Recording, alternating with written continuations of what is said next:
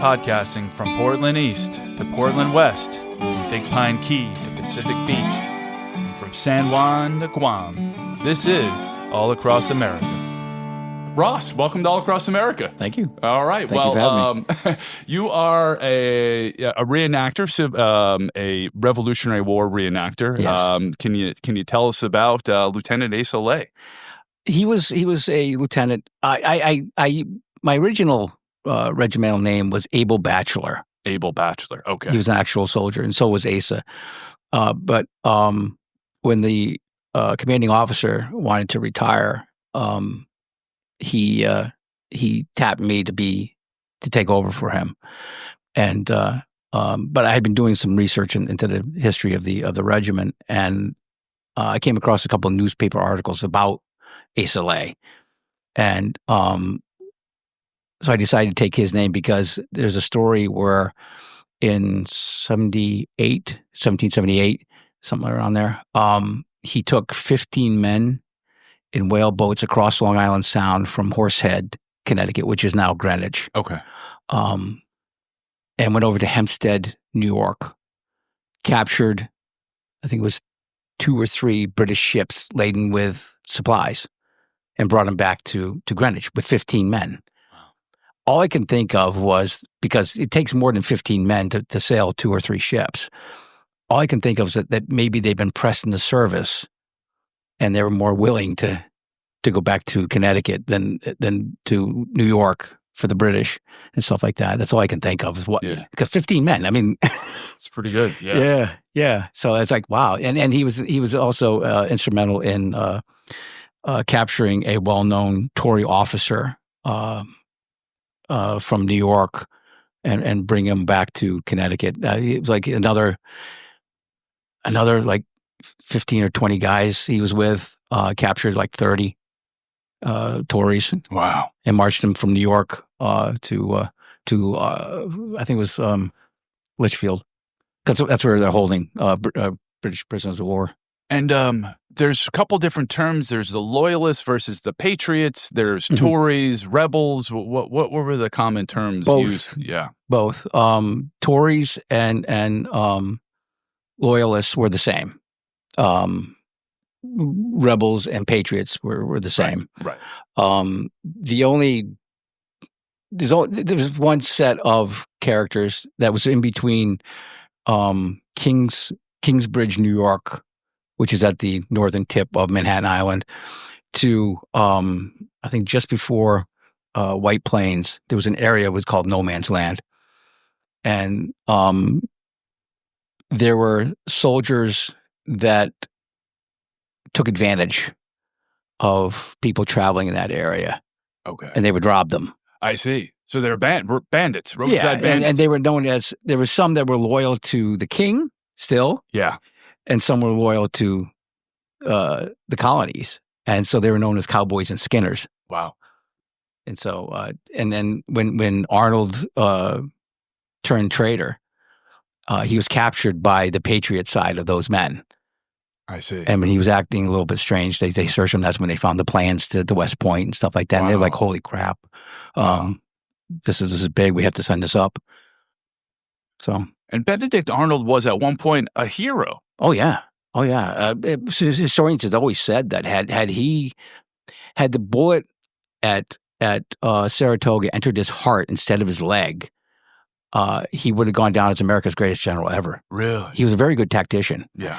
He made enemies quicker than he made friends, which I find he's one character I would love to be able to go back in time to talk to. Yeah.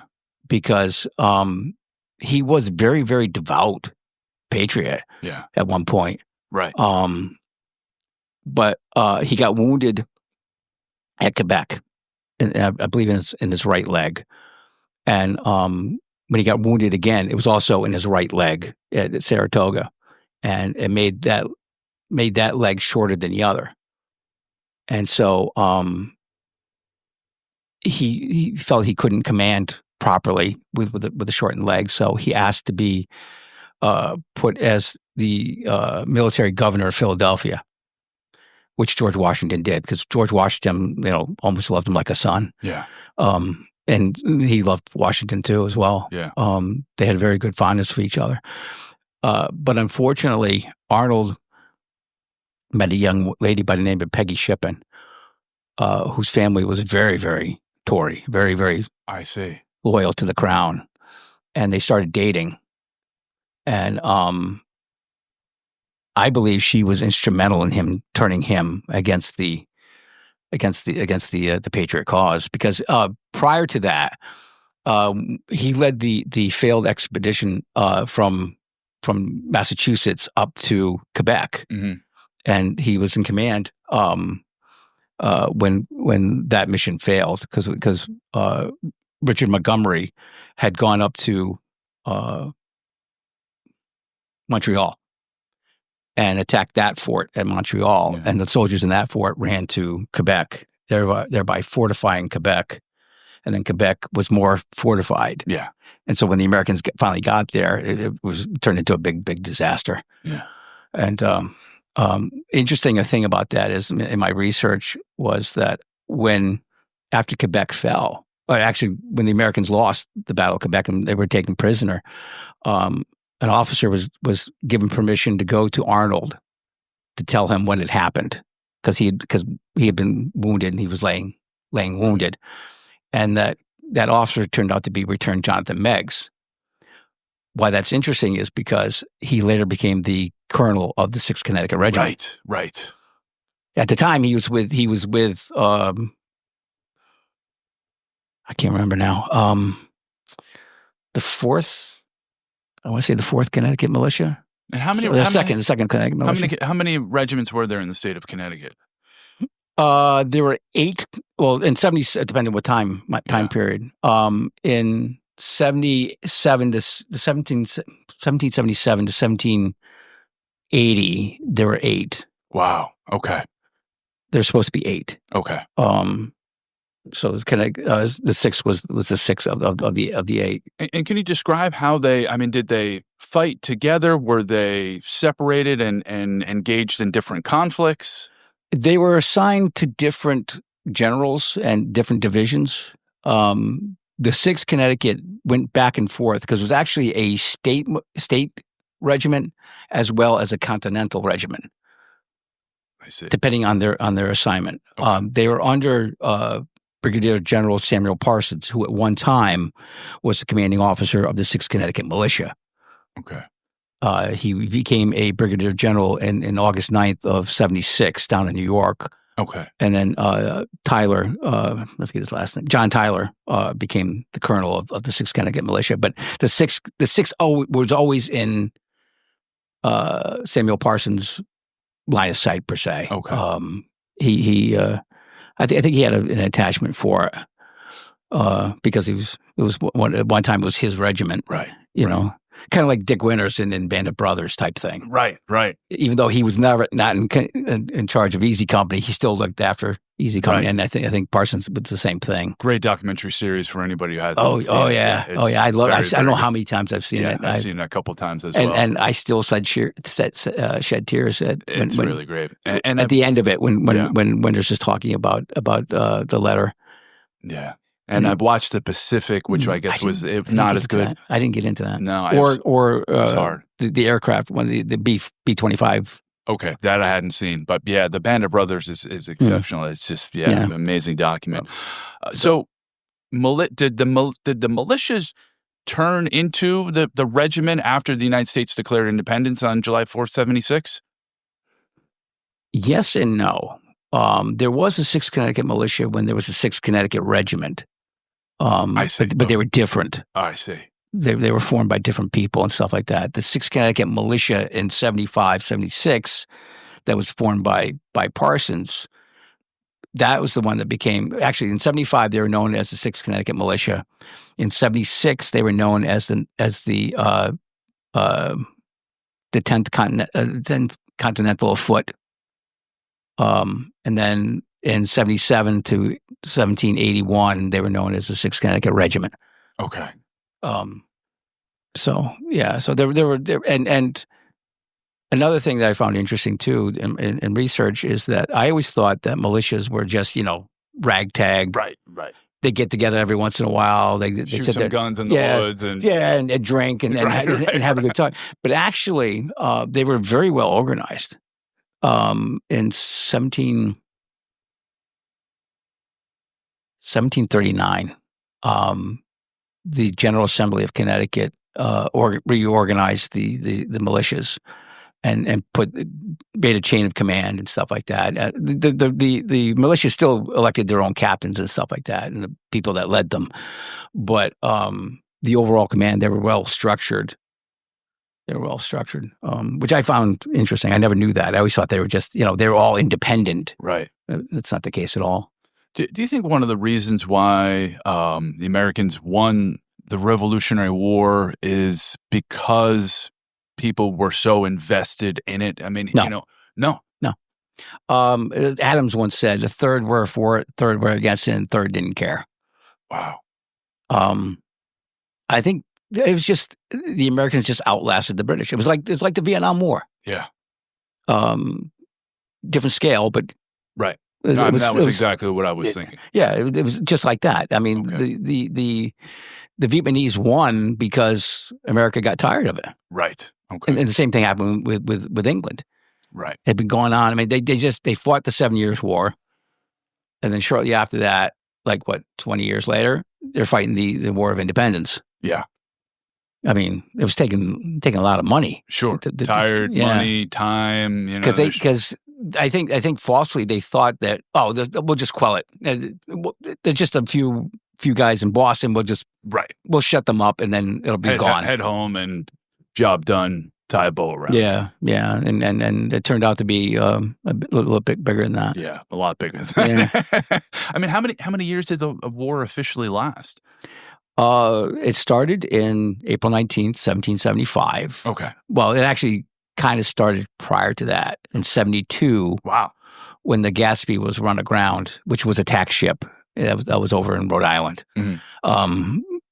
But anger had been building up, and finally the cork was released in April 1975. Okay.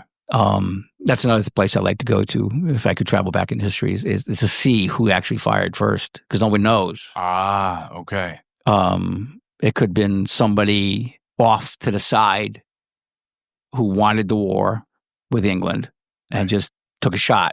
Sure. Knowing that the tensions were right at the breaking point. Yeah. And so somebody heard a shot, so pow, pow, pow, pow. Literal hair trigger temper. Yeah. I kind of like to think that happened. I don't think the British fired first. I don't think the Americans fired first. I think it was somebody like the grassy knoll. Right. Yes. Yeah. Yes. Somebody who had a little thirst for some action. Because there were some people like that. Yeah. Yeah. So and then it lasted until June of 1783. Wow. Okay. The last battle of the American Revolution. I usually ask the public this. I said, what is especially school kids, because I think, especially to get a couple of school kids that think they know everything. Right. Yes. I have a couple. So I always ask them, what is the last battle of the American Revolution? And so that's easy. That's Yorktown. I said, no, it's not. You're forgetting that it was a world war. The last battle was a sea and air battle in India in June of 1783, and the British won both of those. Wow! But America still signed the Treaty of Paris. Yeah. I mean, so a lot of people think that the Revolutionary War preceded independence in 1776. So a lot of people think that we won our independence in July 4th, 1776. Right, exactly. Which Not the it case. Was declared. It is the Declaration of Independence. Yeah. And doesn't mean that you could declare anything you want. Yeah. I'm the world's greatest basketball player, but hey, let's see. Exactly. And an interesting thing about the Declaration of Independence was when they were talking about slavery, Franklin and Adams got into an argument about it. Franklin was like, who founded the first anti-slavery movement in America was with Franklin. Yeah. He said, let's get rid of that clause. Let's make the South happy and get rid of that clause because we need independence first. And Adams said this, and a lot of historians blow it over because it sounds almost made up. Yeah. where he says, "Mark my words, Franklin, we'll be fighting about this 100 years from now." What happened 90 years later? Civil War. Yeah. Yeah. Yeah. Wow. So, and so what battles was the 6th Regiment, what are the major battles the 6th Regiment was involved in? they were involved in a lot of skirmishes mostly. They did in May of 77, in January 1st of 77, the Congress said, we're going to form, each state's going to form X amount of regiments per state. Yeah. And so you go out and start recruiting people. We're going to need a lot of guys. And so Parsons was a big recruiter for Connecticut.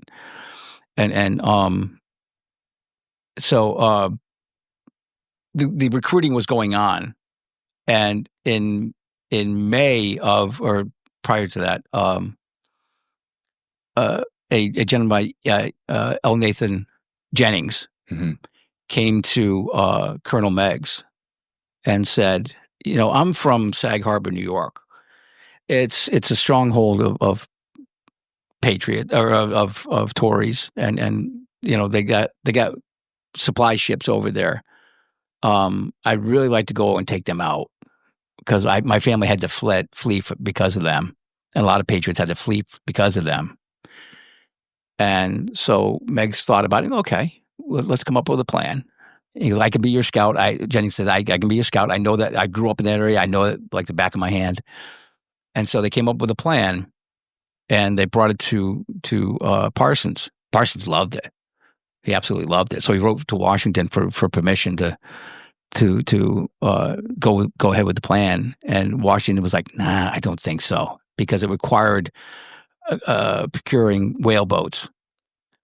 The whaleboats, if you don't know, those like on those whaling ships, the ones that like you see in those whaling movies where they go out. The classic Moby Dick. Those are whaling boats. Yes. Yeah. Those are the whaling boats that they need like 13 or 14 of them. So in other words, there was no Navy at the time. No, there wasn't. They were using commercial fishing vessels as Navy vessels. Yeah, John Paul Jones is a perfect example. He's like the founding father of the Navy, because he got a ship and went over and started attacking England itself. Right. Wow. Which kind of threw England to a little tither. Yeah, I bet. There's another YouTuber by the name of the Fat Electrician who talks about John Paul Jones and what he did, which is very, very interesting. Yeah. He also does a few other Rev War soldiers. He's very humorous, but he gets the job done of explaining these people's lives. But anyway, so the plan was they would take like 13 whaleboats, sail and row from New Haven over to Sag Harbor, New York, which is, if you ever look at the claw part of the northern end of the island, Sag Harbor is on the southern tip of that claw. Right. So the fork and Connecticut is up above that. Yes. So they had to sail across Long Island Sound. They landed at Southampton, New York, carried the boats overland, put them in the back bay, and then continued on to Sag Harbor. Wow. And then from Sag Harbor, they marched 3.5 miles into town to the plan was to capture Sag Harbor. Right. So they needed all these whaleboats. And so Parsons sent Washington a letter saying, this is the plan. I really want to do this. I think we can pull it off. And Washington wrote back saying, no, I don't want you to. But Parsons didn't get the letter until after the raid. Wow. So Parsons gave the order to go ahead with the raid. And so on May 21st, they'd done recruiting for this through other regiments that were forming up on the New Haven Green. Okay. We need volunteers to go on this raid. And so they actually were able to get 240 people to sign on for this raid. And they left on May 21st. They left New Haven and set out for Sag Harbor. But a storm had blown up in the Sound, and it got too violent. So they had to put themselves back into port at Guilford, Connecticut, and where they stayed for another couple of days until the storm blew over. And by this time, Washington was demanding troops from Parsons. Said, "Where I sent you the recruit. I need troops. Send me troops." So that 240 became 170. I see. So they left on May 23rd, and they landed. They rode back into to Sag Harbor. They laid up for about an hour or two to basically catch their breath and stuff like that, and then they left some fresh arms back at the boats to be the rowers back, and the rest took off and into Sag Harbor. And there was a point where they split their army. David Humphreys commanded one section of it, and Meigs took the other, and they split around. And the old burying ground was the highest point in Sag Harbor, which is where they built a fortification so they could see. Right. And a lot of the residents were upset because what the British had done was they'd taken some of the tombstones and built bread ovens. Wow. And you actually see some of the epitaphs on the bottom of the loaves of bread and stuff like that. And so they were really upset with the British. Yeah, I mean, that's desecration. If you think about it. And so and then they ended up meeting up, which is now Main Street. And they went to the local tavern there where the British command was and captured the entire British command. Wow. And then they marched down to the pier and burnt 12 ships to the waterline. They loaded up. They had like 2 armed sloops with them. Mm-hmm. And they loaded up the sloops with all the provisions they could fit in. And then they made the British they took 90 prisoners, killed 6, I believe. Okay. What was interesting, they came across a British outpost, and there were like 3 guards there, and they killed 1, and the other 2 fled. But they never went into town to tell to tell their commanding officer, "Hey, we got visitors," Yeah, right, right. Because the commanding officers were completely taken by surprise. Right. And then they went back to their boats. They marched back to the boats with the prisoners. They made the prisoners row back. They did this all within 25 hours. Wow. From the start to finish. It was from May 23rd to May 24th. It took them less than about 24 hours, 25 hours. So rowing across on Long Island Sound, disembarking. Marching them, carrying them across a peninsula, putting them back in, then rowing, continue on, and then marching in, fighting, marching back, and then now they had other rowers, so the prisoners. But still, a very productive 24 hours. And that's when Parsons got the letter. Don't do this. Do this raid, and because remember, there's a time gap. Of course, yeah. I mean, there's got to be such communication issues back then. So Parsons sent him a letter saying, "Oh, by the way, that raid I told you about, we killed it. Yeah, we did it. We did it. We got it. Yeah, which is fine. And then had it gone south, that would have been, but Washington's like, okay, that's great. That's great. Yeah, that's great. Yeah.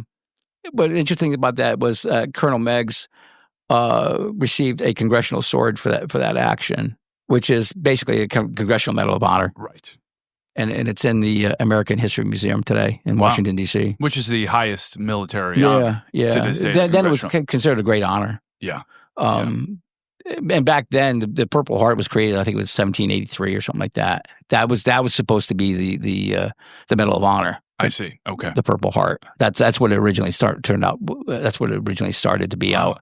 From the Revolution. It was a badge of merit. It was actually called the Badge of Merit. Wow. Okay. And only 5 were given out, I think. 5 during the entire Revolutionary War? Yeah, only 5. Did Washington receive one? No. Wow. No. And so getting back to the communications thing, like, how, you've got regiments all over. You've got, fighting in Vermont, down in New York City, east to Boston. Mm-hmm. How did they coordinate back then? Writing. That's all they had was writing. You have to write letters. Yeah, and somebody on horseback. Yeah. Sending messages. I mean, it was the same thing. But during the Civil War, they also had telegraph. But a lot of the communication was done by dispatch. Yeah. And stuff like that. So yeah. And the idea that we learn in the school books about the American Revolution is that the British were very regimented in a way that they would march in a line, Mm-hmm. and the rebels would be hiding behind trees and would had just a very different approach to fighting. Not entirely. Okay. It depended on the circumstance. Okay. Like Battle of Monmouth Courthouse, that was after Valley Forge, and the American Army had just learned von Steuben's Manual of Arms. Von Steuben was a Prussian general who came over to the Congress at the time loved foreign generals, whether it be Polish, be German, whatever. They loved their foreign generals. Former British Charles Lee, the second in command in the first part of the war, was one time a British and Polish officer. And so he came and volunteered. And he took the King's 64 Manual of Arms, which some of the movements are very, very complicated. If this was a video, I'd be able to show you the go from shoulder to order, like all these steps and stuff like that, where von Steuben said, okay, the King's Manual is too complicated for the American soldier. I have to simplify it. They were largely untrained, I presume. Yeah. They were citizen farmers. Yeah. Citizen farmers. But that's the one. And so von Steuben in Valley Forge, he taught it to all the sergeants of all the different regiments. And then the sergeants went back and showed it to all the troops and stuff like that. So during Valley Forge, they would practice marching in line, wheeling in line. Wheeling is turning the whole line together. I see. Okay. And shooting together and stuff like that. And because it was seemed ungentlemanly to fight behind rocks and trees. Right. It was cowardice, kind of. They really wanted, the Americans really wanted to be able to stand toe to toe with the British Army, and so the British Army was pulling back across New Jersey from Pennsylvania, and so Washington left Valley Forge, and he wanted to attack their rear, try to get at least a minor victory. And so Charles Lee was put in charge of that. And this was Lee's final battle with the American Army. And he would not press it like Washington wanted to.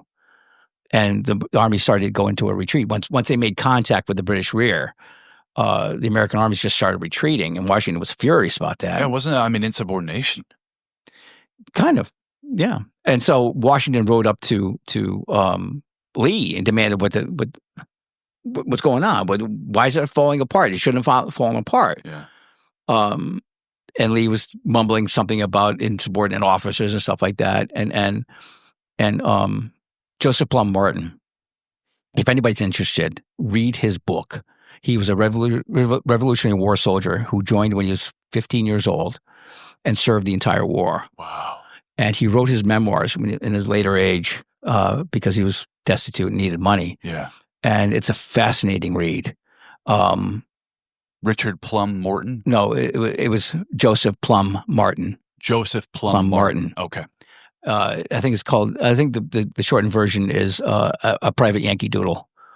But it's like the remembrances of a Revolutionary War soldier. Yeah. And he would always stop talking or writing about something. And I'm reading it going, continue. This is fascinating, because he was afraid he was going to bore the reader. Oh.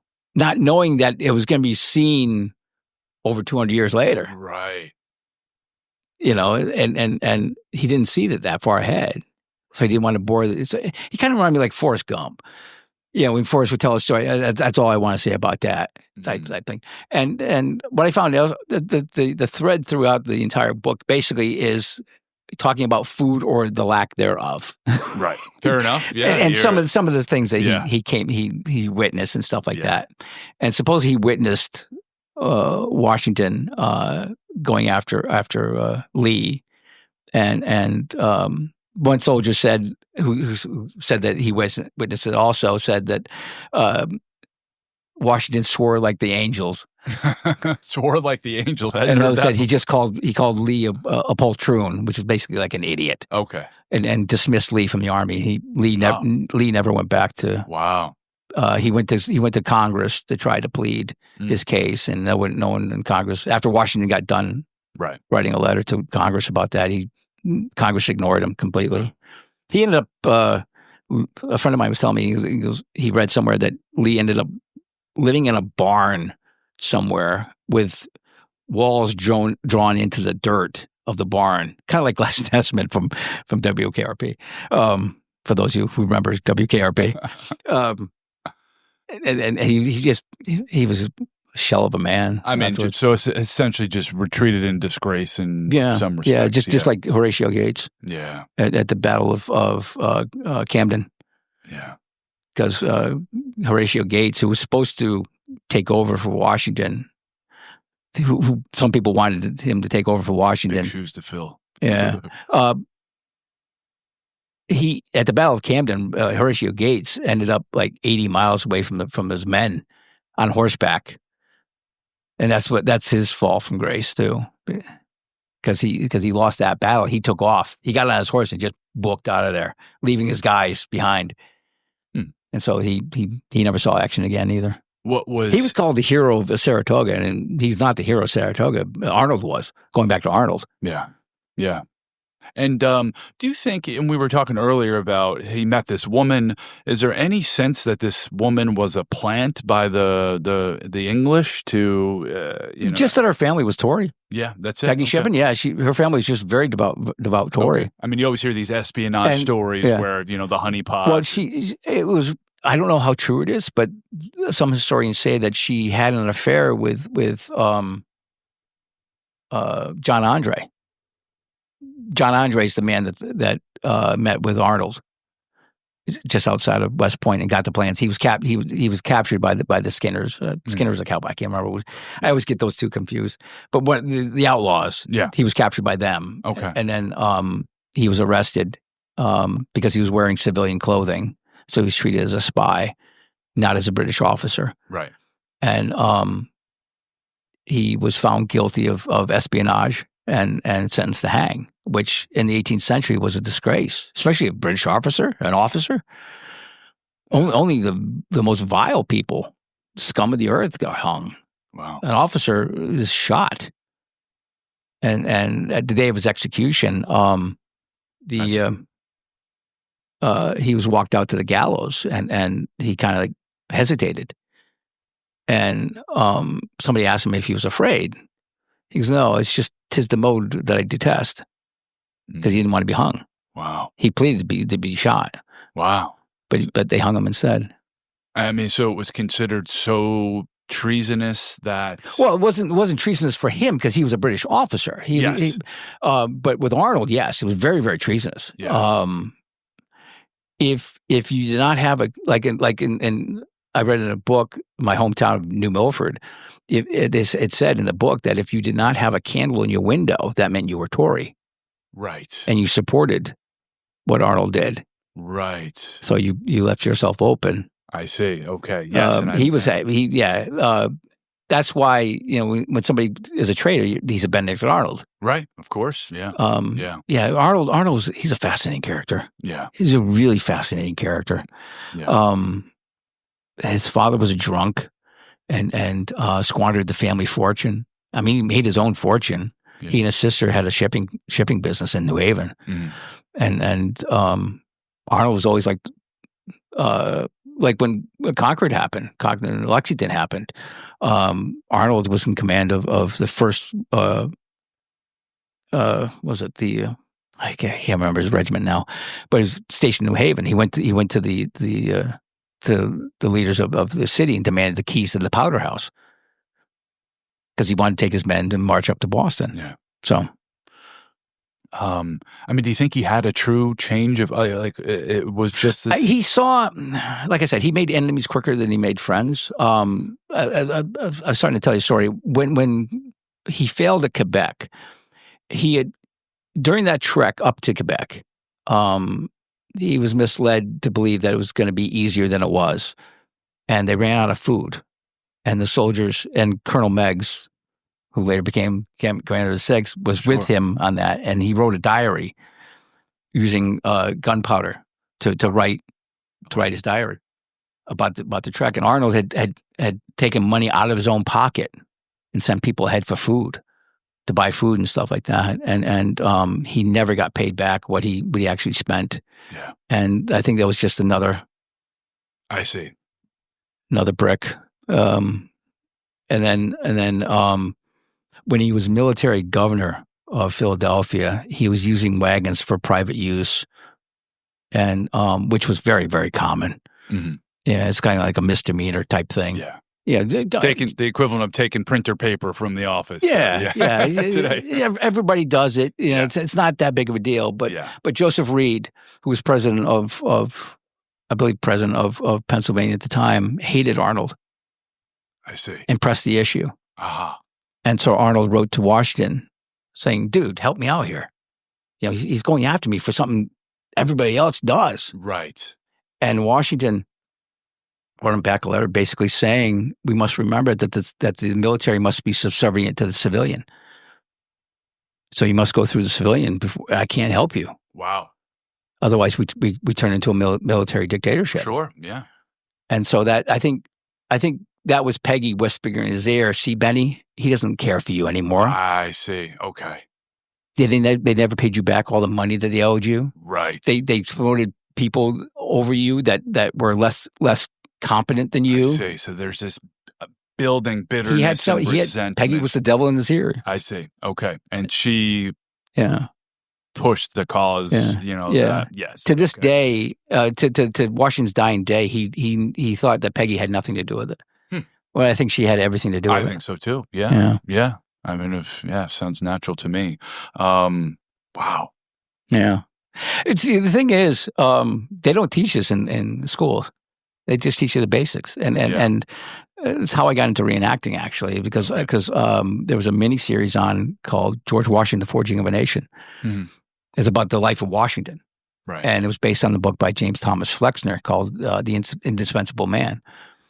And while that series was going on, I went out and actually got the book and started reading the book, and it was like, holy crap. Yeah. It's amazing we ever got out of the 18th century. Right. Yeah, really. But, you know, I mean, you think that call that Washington made with Benedict Arnold was the right one. Yes. Because you see, you know, particularly right now in sub-Saharan Africa, all of these military coups. And the United States has never been really susceptible to that, to my knowledge. Without Washington was not a very good tactician. Okay. But he commanded respect and he could lead men.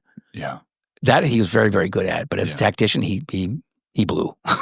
And why is that? And he was not military. He liked the idea of it, but he was not military. Mm-hmm. He was with Braddock in the 7 Years' War and stuff like that. But I mean, he started the 7 Years' War. But as I said, he kind of like stumbled out onto the world stage with that, because he was the one that was sent to. I don't know if you know the story. Let's hear it. The French had invaded what is now Pittsburgh, Pennsylvania, and built a fort, which was British territory, and the British didn't like that, so they sent. Braddock sent George Washington out with a group of men to tell them basically leave or face the consequences. Yeah. And the British said, "Go pound rocks." Yeah. This is our property. You know, and then so Washington built a fort called Fort Necessity. And he shows you what a bad tactician he was. When he cut back the trees, he did not cut the trees back far enough so that the French and the Indians could stay hidden in the trees and shoot from safety at the fort. Mm-hmm. And it was built on a low piece of ground, so it flooded when it rained. Oh, I see. And Washington ended up having to give up the fort and surrender. And he had to sign, because earlier he had came across a scouting party and got into a little bit of a skirmish with them and killed a couple of the skirmishers. And the French claimed that one of the guys he killed was an ambassador. And so when Washington gave up for necessity, it was translated in English by a bad translator. And he actually, when he signed a document, signed that he actually killed an ambassador. Wow. So that started the French and Indian War, the 7 Years' War. Wow. So yeah, he was kind of responsible for that. Just a little mistake. Yeah. I mean, he's one of the characters I absolutely love in history, because he was so full of interesting things. Yeah. Like he hated slavery, but he had slaves. Type thing. Like when he was president, he was looking. He didn't feel right holding slaves as president. Mm-hmm. And so he was looking for ways to try to free his slaves without upsetting the South. I see. And what he was doing also was he was going out, he had agents go out to buy a property, but not under his name, because he wanted to give that property to the slaves that he freed. Wow. And so, but he was very... There's a lot of good books on Washington, but yeah, I mean, it's always characters, particular of history, are fascinating when what you think you know about the person is doesn't even scratch the surface of what is really behind the person, and it may be very different than what your elementary school textbook taught you. That's what I love about history is and that's what I love about researching history is that you find things, little nuggets here and there that people miss. Yeah. That you weren't taught in school. I mean, that's how I got into reenacting. Yeah. Primarily, though I caught the bug when I was 14. Really? During the bicentennial. Okay. Shows you my age.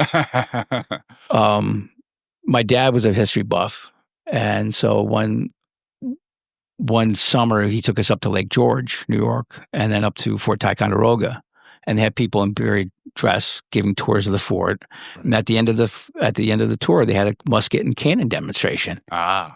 Being a 14-year-old boy, I saw that. That's pretty cool. I want to do that. Yeah. Yes. And then the seed was planted, and it didn't germinate until I was like in my late 30s. Mm-hmm. I started thinking about maybe you should get into reenacting because the series had come out that I loved and stuff like that.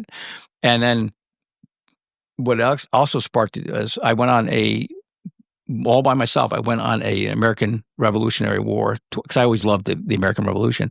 I went on an American Revolutionary War tour for my vacation from my job. And I just traveled from Revolutionary War site to Revolutionary War site. And one of them was to Williamsburg. And I paid extra, and they had like a night camp that you could go to. And they had people in period dress and camping there and stuff like that. And that's when the seed started to germinate. And so they were camping in Williamsburg. But in tents of the period. Yeah. Wow. Okay. Yeah, and I was... So no nylon. No. My favorite joke is walking up to somebody, especially somebody who's very, very into it, and going up and taking his regimental jack. Is this felt? No, it is now. There you go. Great dad joke for reenactors. Yeah. You have to have a sense of humor to be an reenactor. Really? Okay. Yeah. A buddy of mine who passed not too long ago was telling me he was in the camp one time. He's between the British camp and the American camp. This is for all the Monty Python fans. He was in between camps, and he very loudly yelled out, "Nee!" If you know Monty Python, the Holy Grail, the knights who say "Nee." Yes. Okay. He went, "Nee!" And he, from the American camp and from the British camp, he kept hearing, "Nee, nee, nee, nee."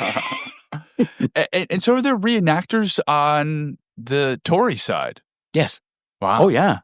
I mean, I guess it makes perfect sense. But so why would somebody be a British? Yeah.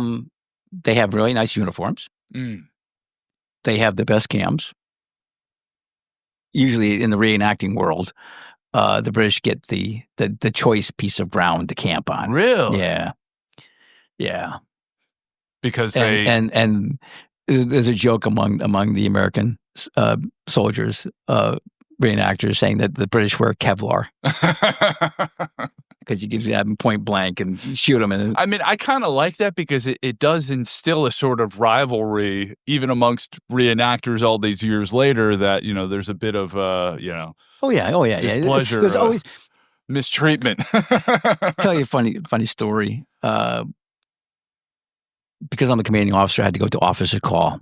That's where all the officers of all the regiments get together before a reenactment, like Old Sturbridge Village, which is the biggest reenactment, Red War reenactment in the Northeast. Really? Yeah. Okay. I don't know about this year because you have it's a 250th year now, starting this year. Yes. So the other big ones, but that's usually the biggest one in the Northeast, and so all the British and the Americans get together because they wanted to plan out. Okay, this is the scenario for today.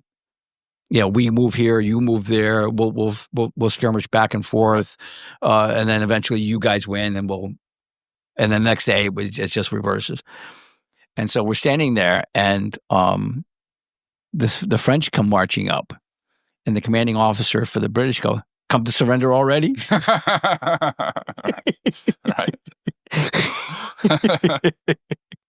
Now, do they speak with British accents? Some, because some are actually British. Oh, all right. Fair enough. Yeah. But mostly no. Wow. There was right across the street here, and for folks listening, we're at the Keeler Tavern in downtown Ridgefield, Connecticut, and the Keeler Tavern was standing during the Revolutionary War, during the Battle of Ridgefield. There's a cannonball lodged in a post on the side of the building, which you can still view, which is very cool. But there was a British man who bought a home, this was 20 years ago, across the street, had these two beautiful stone pillars and put these plaques in there that celebrated the Tories. And I don't know, he was executive in some local company here. And finally, when he left town, the person that bought it from him removed those plaques, threw them in the trash, and now it says Patriots Way. Which I thought was really, really nice. Yeah. It's also in this town. They also found soldiers' bodies. Yes, they did, and I believe they were British soldiers. Yeah, and they were repatriated. Yeah. And actually, they're being still studied now, I believe. Yes. in New Haven. Good question. One of my friends, Mike Allen, who runs the On and Off Connecticut's Beaten Path podcast, had talked extensively about that during the Battle of Ridgefield. The 6th was here when we did the reinterment. Okay. Of the bodies. Wow, can you talk about that? It was interesting because we had to learn it was called a new way to do a more in arms for fallen soldiers, so we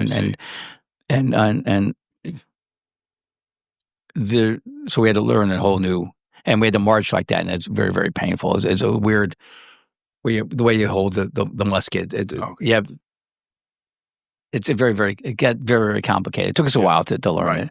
Right. And then we had to march from, I think, that church that's just on the street down to the cemetery. Okay. And it was supposed to be for the public. The only people that saw it were actually people on the side, but people that were at the cemetery never saw it. Oh, okay. And things got screwed up, and we never got to see the public. Right. But that was pretty cool.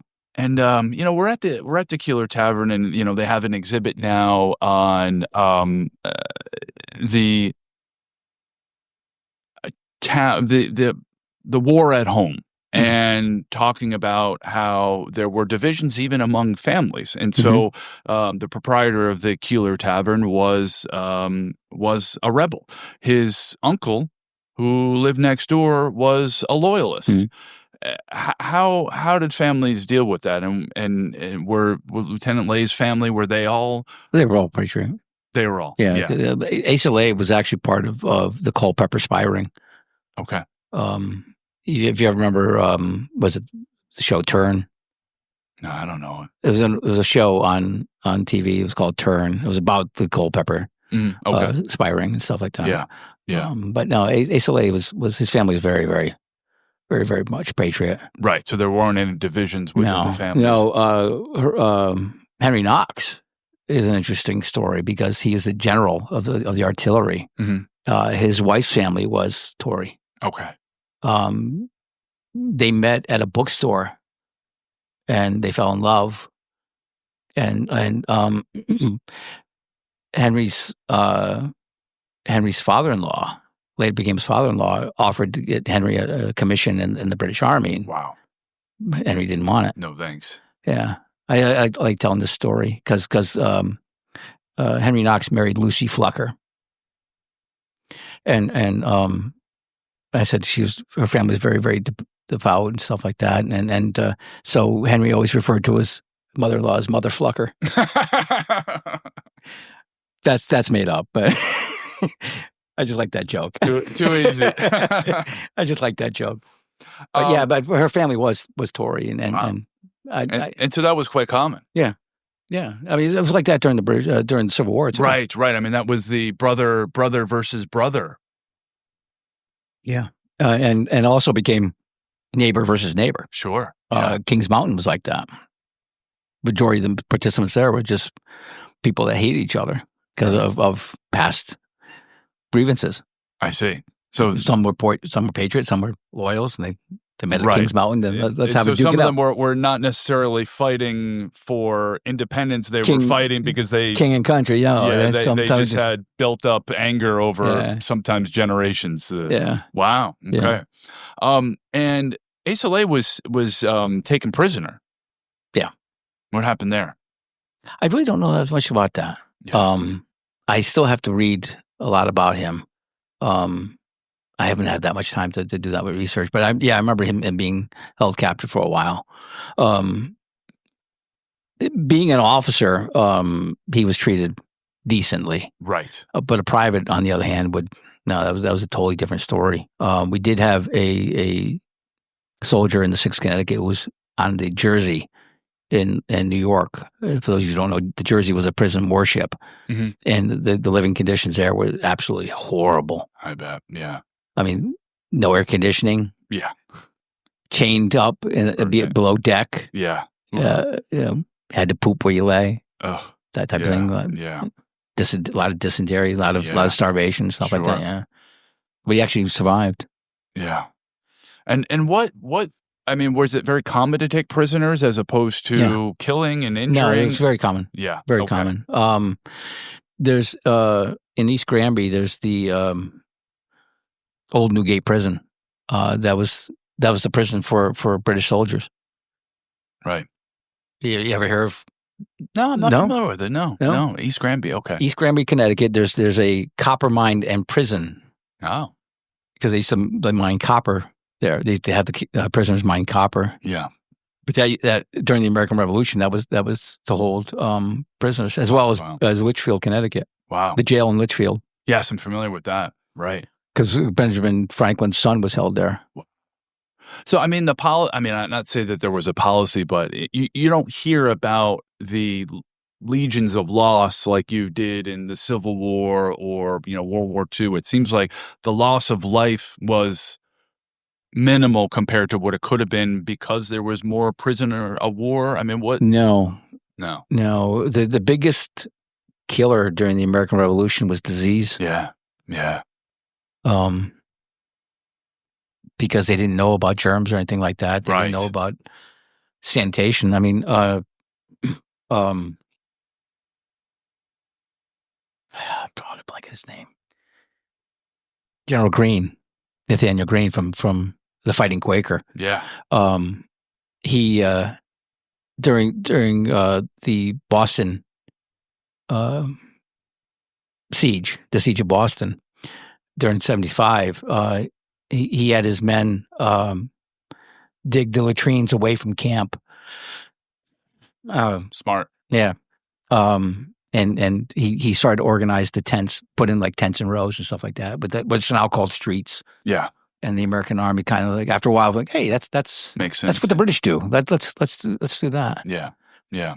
And talk about food. You mentioned that a number lack of thereof. Yeah, lack thereof. Exactly. Yeah. I mean, yeah, the soldiers were promised a lot and got very, very little. Right. Of they were told they were supposed to get like 3 pounds of beef a week, Mm-hmm. A loaf of bread a day or something like that, and then all these provisions. They never really got it. Yeah. I mean, would they go deer hunting? Like, how would they resupply it? I mean, were there rebel families? Because they were usually short on ammunition, so the officers would not allow them to go hunting. I see. Okay. Because they'd be wanted waste of to ammo. Conserve every bullet. Yeah. Because supplies was very, very scarce. Right. For the American side. Connecticut is known as the provisional state because Jonathan Trumbull was great at getting supplies. I see. Okay. But not nearly enough for the rest of the army. Yeah. So, I mean, we're talking supplies, whether they be food or munitions, everything was. Yeah. Food, clothing. Yeah. Ammunition, stuff like that. Yeah. At Putnam Park, when the American was camped there in 78, I believe, there was a man who was executed because he sold the American Army bad beef or bad pork. Wow. On purpose. On purpose. Wow. Well, that's one way to. And there was a soldier from the 1st Connecticut Regiment, that was shot because of desertion. Because desertion was another thing. It was quite common. Yeah. Yeah. Yeah, because the British were very well fed and stuff like that, and then so it was very easy to get men to either go home or switch sides. Wow. Yeah, there was a group of gentlemen who left the 6th Connecticut and formed a loyalist group by the Royal Offensible Americans. Really? Yeah. So you had folks that were rebels and fought on the rebel side, and then they did an Arnold. Wow. I mean, and not only one man, but we're talking about a subset within a regiment did it in Arnold. Yeah. Wow. Yeah. Because they got tired of lack of food and lack of clothing. Yeah. Lack of everything. Right. Right. Being out in the cold. Yeah. As a reenactor, I try not to complain about the cold too much because I think back to those guys who had to live out there. Oh, yeah, for months on end. Yeah, 24/7. Yeah, yeah. And they didn't have, any of the modern amenities. When they were going to winter camp, they would have cabins, but still, that's not. No, it's not like your modern, no. insulated home with central heat and stuff like that. You're talking sleeping cold every night, possibly going to bed hungry, and and 12 men to a cabin. Right. You know how guys are. Yeah. How clean guys are. Yeah, right. Which gives me the story. They did an archaeological dig at Putnam Park at one of the cabin sites. Okay. And they were kind of amazed to find like animal bones around the perimeter of the cabin. They would think it would be near the fire pit. Right. And they started thinking about it. And okay, if a guy was told to clean up the cabin, and you had bones on the floor, what would you do? Sleep them underneath the beds, right? Which were against the wall. I see. So that yes, you're right. Yeah, like, out of sight, out of mind. So that I think that's what the guys did. They just they were told to clean the cabin. Okay, we'll just sweep everything. Oh, and now we know why so many people got dysentery. If that was their approach to hygiene in general, it's pooping upstream and then drinking the water doesn't help either. So man, yeah, that's why they didn't drink a lot of water. Yeah, they drank beer, they drank milk, whiskey, and the grog. It'd be okay. It'd be watered down, alcohol watered down with water. Right, and then the alcoholic content. They drank a lot of beer. Yeah, yeah, but that alcoholic content would be enough to kill any germs within the water. You'd hope. Yeah, that was the hope. Yeah, you would hope. So as a reenactor, how do you get your kit together? In the regiment, we usually have somebody appointed as a mentor. There are people it can get expensive if you're not very handy with a needle and thread. I see. Okay. If you know somebody who's handy with a needle and thread, it's very, very. It can be very cheap per se. But other than that, if you have to pay somebody to do it, it could be quite expensive. Okay. But there are people in the hobby that actually do the sewing and stuff like that. Wow. Okay. Yeah. And does every reenactor have their own musket? And Yes. Okay. That probably be your most expensive thing because when I started, I think my first musket was like $400 or $500. Now you can't touch that musket for like $1,200. Okay. Yeah. Wow. And they're hard to get. Yeah. The Japanese, believe it or not, made the best Charleville musket. Mm-hmm. Charleville was the French version of the musket. Wow. That were given to the Americans. Okay. 1763 version of the Charleville musket. I love the musket. It's very easy to take apart and clean and stuff like that. Right. Brown Bess is very, very difficult because you have pins.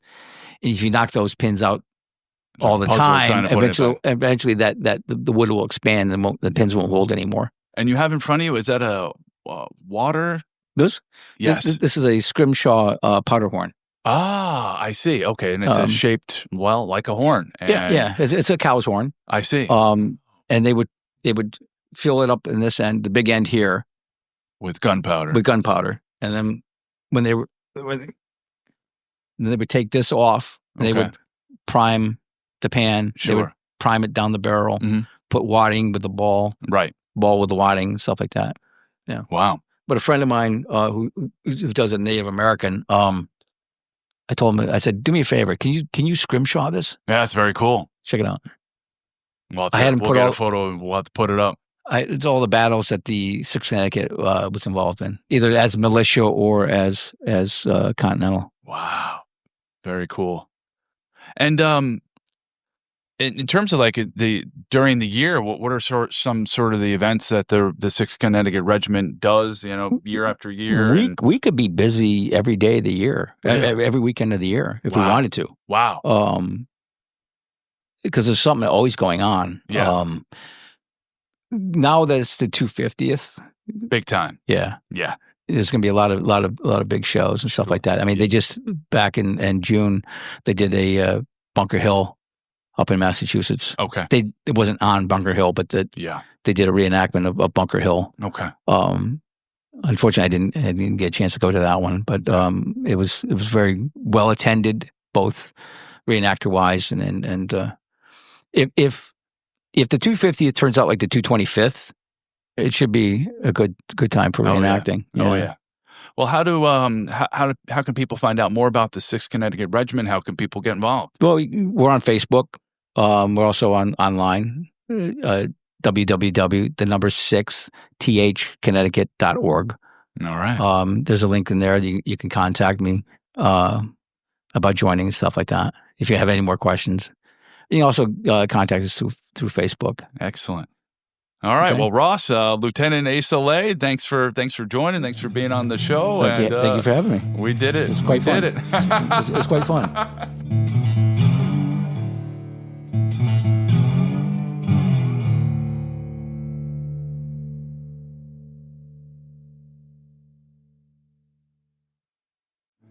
All Across America is produced by me, Marco Vig, in Ridgefield, Connecticut. Visit us on Instagram at All Across America. Check out our website, allacrossamerica.com. There's an interactive map with all our episodes, and there's a Contact Us page where you can send your reactions, guest ideas, and suggestions. So get in touch, stay connected. To me, that's what podcasting is all about. Thanks for listening.